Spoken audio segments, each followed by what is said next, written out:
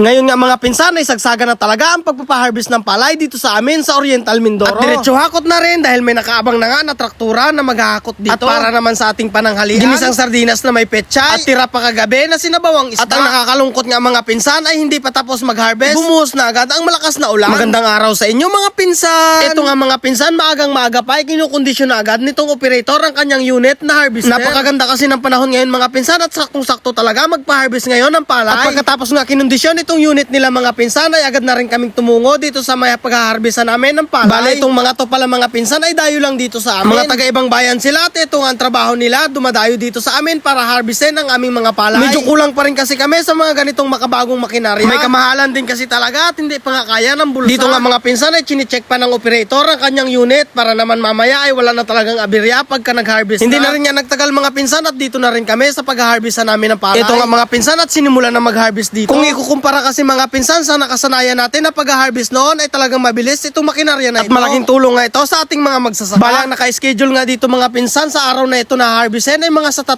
hektarya. At habang nag-harvest nga itong harvester mga pinsan ay mayroon ng nakaabang na traktura para maghakot ng mga nakasako ng palay. Kung maalala ko nga mga pinsan noon ay hinahakot lang namin ito ng motor. At 2 nga lang hanggang 3 sako ang karga namin. Ang iba nga ay kalabaw pa ang gamit na may hilang karusa. Kung minsan nga ay maabutan pa ng ulan at mababasa talaga ang palay. Buti nga ngayon at may traktura na at napapibilis talaga ang paghahakot ng palay. Pagkarating-rating nga namin dito mga pinsan ay binaba na agad namin itong mga karga naming palay. Kakain muna kami ng tanghalian at bago kami bumalik para maghakot uli. Kakain na tayo mga pinsan. Hindi pa tayo nakalmusal. Anong oras na? 11 na.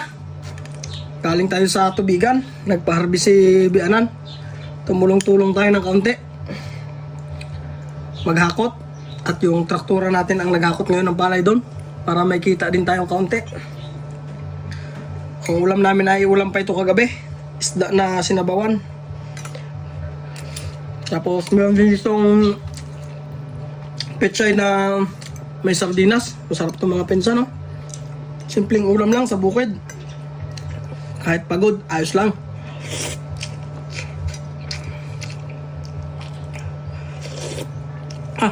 Sarap ng sabaw.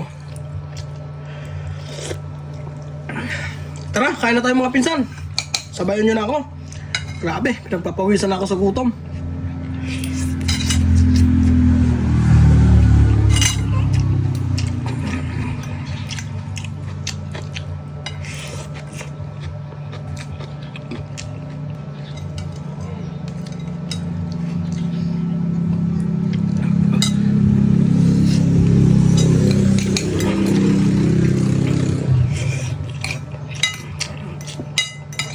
Mga pinsan, kakain muna kami. Pagkatapos nga kumain mga pinsan ay agad na akong bumalik.